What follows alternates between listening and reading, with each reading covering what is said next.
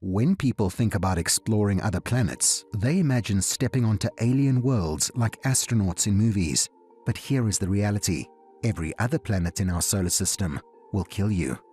Mercury will roast spacecraft on one side while freezing them on the other. Venus will crush and melt probes in under 2 hours. Mars will flood astronauts with radiation while choking them in dust. The gas giants will compress machines into nothing. Even the distant ice giants hide physics humanity barely understands. No planet besides Earth offers survivability. Understanding these dangers is not optional. Engineers cannot design spacecraft without knowing exactly what will kill them first. And what they have discovered is more terrifying than most people realize. So how will each planet kill you? Mercury seems harmless from a distance, but it will destroy a spacecraft faster than almost any other planet. The sunlit side of Mercury reaches 430 degrees Celsius, hot enough to melt lead. The night side plunges to minus 170 degrees Celsius. Mercury has almost no atmosphere to absorb heat or distribute it evenly. Solar radiation bombards the surface without any shielding. Dust particles kicked up by impacts hover and fall slowly, coating every surface with abrasive material. These conditions force engineers to build spacecraft that survive both extremes simultaneously.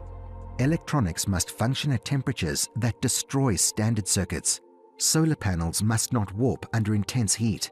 The Messenger spacecraft, which orbited Mercury from 2011 to 2015, required a massive sun shield and complex thermal management systems just to survive. Even with these protections, the probe had to constantly adjust its orientation to prevent overheating. One miscalculation in thermal design and a multi-billion-dollar probe becomes scrap metal. But if Mercury seems extreme, what happens when you visit a planet that destroys everything in under 2 hours? Venus is often called Earth's twin, but it behaves like an evil twin. The surface pressure on Venus is 92 times greater than Earth's atmosphere. That equals being 900 meters underwater. The average surface temperature sits at 467 degrees Celsius. This heat never fluctuates. Day or night, pole or equator, Venus maintains crushing heat. The atmosphere is 96.5% carbon dioxide. Clouds are made of sulfuric acid that corrodes metal and glass on contact. Every Soviet probe sent to Venus was destroyed in less than 2 hours. The longest survivor, Venera 13, lasted exactly 127 minutes before it stopped transmitting. The spacecraft did not malfunction. It was destroyed by the environment. During those precious minutes, it managed to capture color images of the hellish landscape and analyze rock samples. The images show a barren world bathed in orange light, littered with flat rocks under a dense, oppressive sky. Engineers must use exotic materials like silicon carbide electronics and Inconel superalloys just to buy minutes of survival. Venus sets a brutal countdown clock the moment anything enters its atmosphere. Future missions are exploring the concept of floating habitats in Venus's upper atmosphere, where conditions are surprisingly Earth-like, but the surface remains forever off-limits to sustained exploration. And yet, millions of people dream of visiting the next planet. But is Mars really safer? Or is humanity underestimating what it takes to survive there? Mars is the planet humanity wants to colonize, but it is still profoundly hostile to human life. The Martian atmosphere is only 1% as dense as Earth's. This thin air provides almost no protection from space radiation. Mars receives significant radiation exposure, roughly 0.67 millisieverts per day. That means an astronaut spending 500 days on Mars would absorb the equivalent of dozens of full-body CT scans. While the thin atmosphere provides some shielding compared to deep space, this is still far higher than Earth's surface. Over time, this radiation causes cellular damage, increases cancer risk, and degrades cognitive function. Dust storms can blanket the entire planet for months. These storms block sunlight and coat solar panels in fine particles. The Opportunity rover, designed to last 90 days, served for nearly 15 years before a global dust storm finally killed it in 2018. Communication with Earth takes between 4 and 24 minutes one way. During an emergency, astronauts would be entirely on their own. The Martian soil itself contains toxic perchlorates that can damage human thyroid function. Water exists as ice, or briefly as liquids in small amounts, but always mixed with these dangerous chemicals. Temperature swings from minus 125 degrees Celsius at the poles to 20 degrees Celsius at the equator mean habitats must handle extreme thermal stress. Mars is only survivable with constant technological protection. A single failure in life support systems could kill a crew before help arrives from Earth. Still, at least Mars has a surface to stand on. But what happens when you try to explore a planet that has no ground at all? Jupiter and Saturn have no ground to stand on, and that is actually the smallest problem explorers face. These planets are composed almost entirely of hydrogen and helium gas.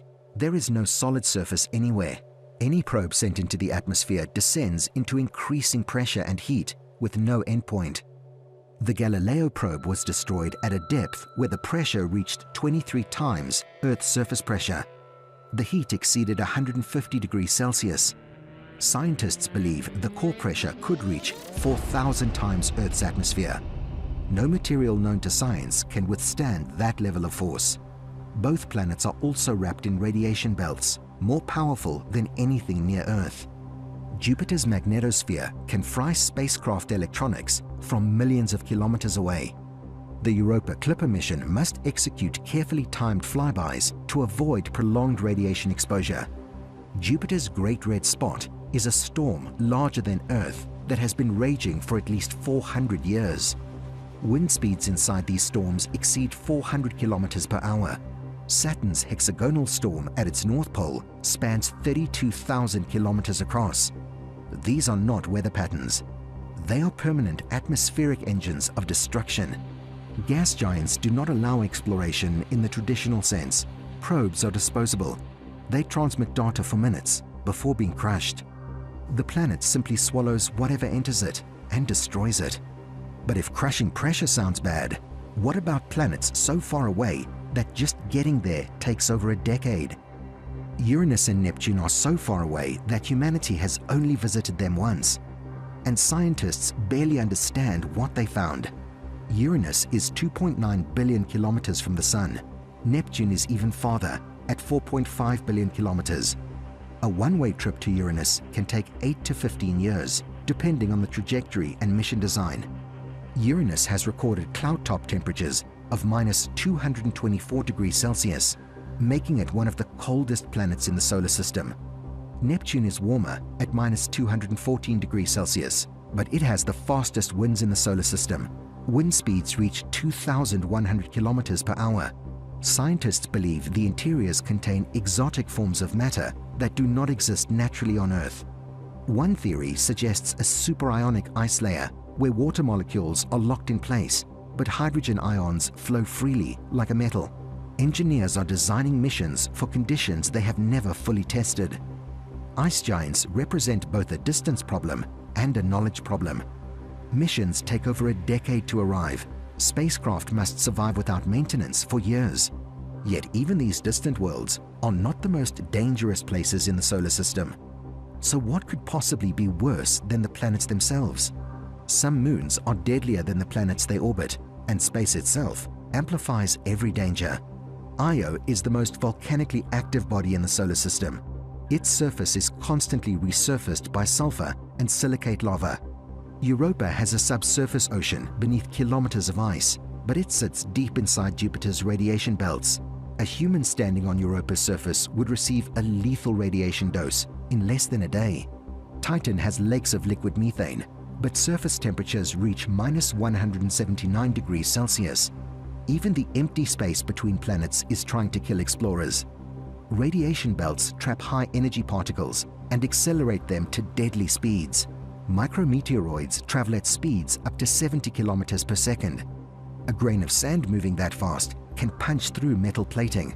Communication delays grow with distance. By the time a signal reaches Neptune, 4.5 hours have passed. Space does not reduce planetary dangers, it amplifies them. No planet in the solar system is safe, and that fact will never change. Mercury burns and freezes in endless cycles. Venus crushes and corrodes everything it touches. Mars irradiates and suffocates anyone who stands on its surface. Jupiter and Saturn crush without offering ground. Uranus and Neptune hide in the cold and distance.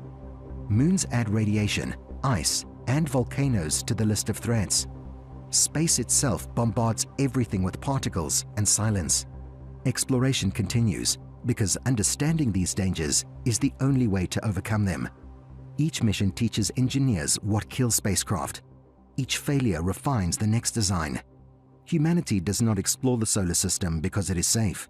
Humanity explores it because learning how to survive the impossible is the only way to expand beyond Earth. The planets are not waiting to be conquered. They are waiting to destroy whatever comes next. And engineers are racing to prove that human ingenuity can outlast planetary hostility.